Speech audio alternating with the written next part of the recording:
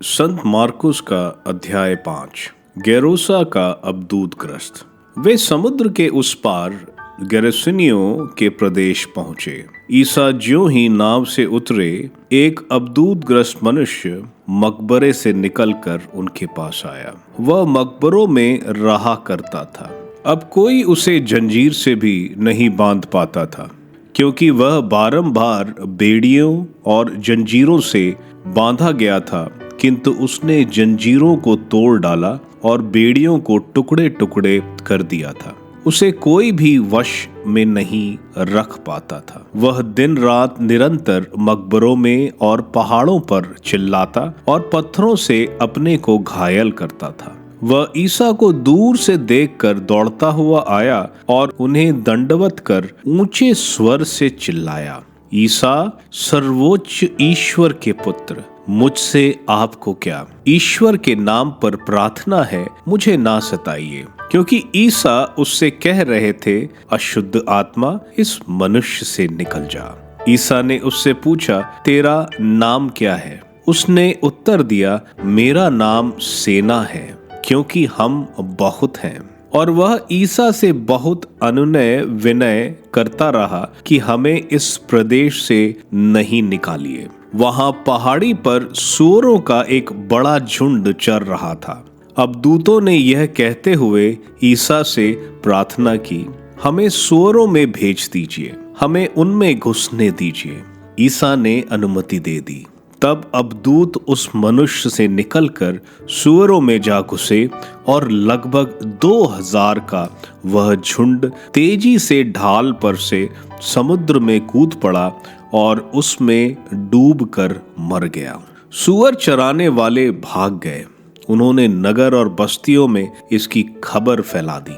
लोग यह सब देखने निकले। वे ईसा के पास आए और यह देखकर भयभीत हो गए कि वह अबदूतग्रस्त, जिसमें पहले अबदूतों की सेना थी, कपड़े पहने शांत भाव से बैठा हुआ है।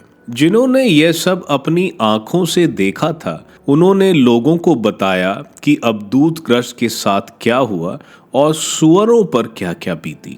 तब गेरसेनी ईसा से निवेदन करने लगे कि वे उनके प्रदेश से चले जाएं।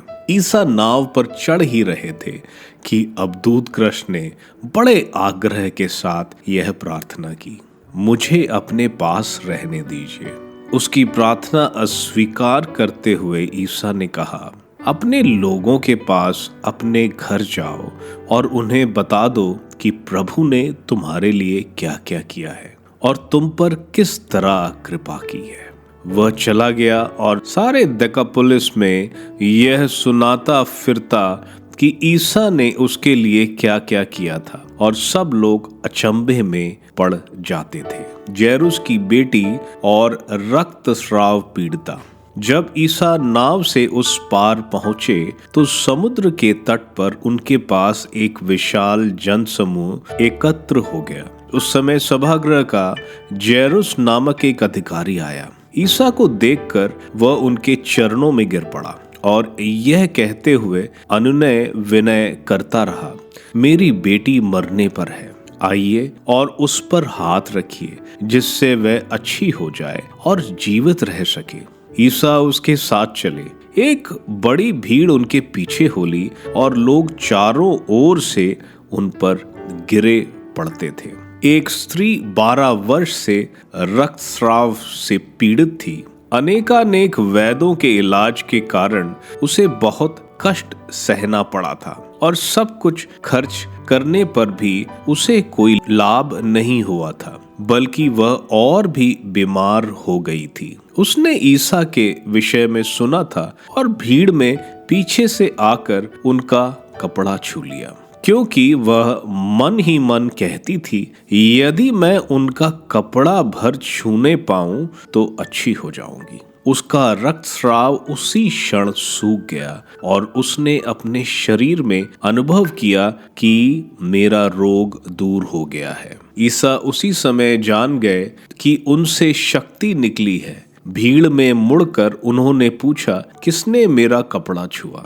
उनके शिष्यों ने उनसे कहा, आप देखते ही हैं कि भीड़ आप पर घिरी पड़ती है, तब भी आप पूछते हैं किसने मेरा स्पर्श किया। जिसने ऐसा किया था उसका पता लगाने के लिए ईसा ने चारों ओर दृष्टि दौड़ाई। वह स्त्री यह जानकर कि उसे क्या हो गया है, डरती कांपती हुई आई और उन्हें दंडवत कर सारा हाल बता दिया। ईसा ने उससे कहा, बेटी, तुम्हारे विश्वास ने तुम्हें चंगा कर दिया है, शांति प्राप्त कर जाओ और अपने रोग से मुक्त रहो। ईसा यह कह ही रहे थे कि सभागृह के अधिकारी के यहाँ से लोग आए और बोले, आपकी बेटी मर गई है, अब गुरुवर को कष्ट देने की जरूरत ही क्या है। ईसा ने उनकी बात सुनकर सभागृह के अधिकारी से कहा, डरिए नहीं, बस विश्वास कीजिए।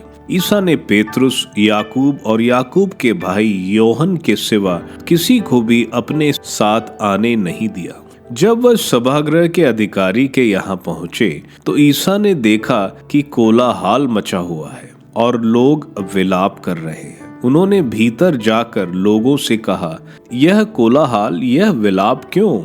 लड़की मरी नहीं, सो रही है। इस पर वे उनकी हंसी उड़ाते रहे। ईसा ने सबको बाहर कर दिया और वह लड़की के माता पिता और अपने साथियों के साथ उस जगह आए जहां लड़की पड़ी हुई थी। उन्होंने लड़की का हाथ पकड़कर उससे कहा, तलिथा कुम, इसका अर्थ है, ओ लड़की, मैं तुमसे कहता हूँ, उठो। लड़की उसी क्षण उठ खड़ी हुई और चलने फिरने लगी, क्योंकि वह 12 वर्ष की थी। लोग बड़े अचंभे में पड़ गए। ईसा ने उन्हें बहुत समझाकर आदेश दिया कि यह बात कोई न जान पाए और कहा कि लड़की को कुछ खाने को दो।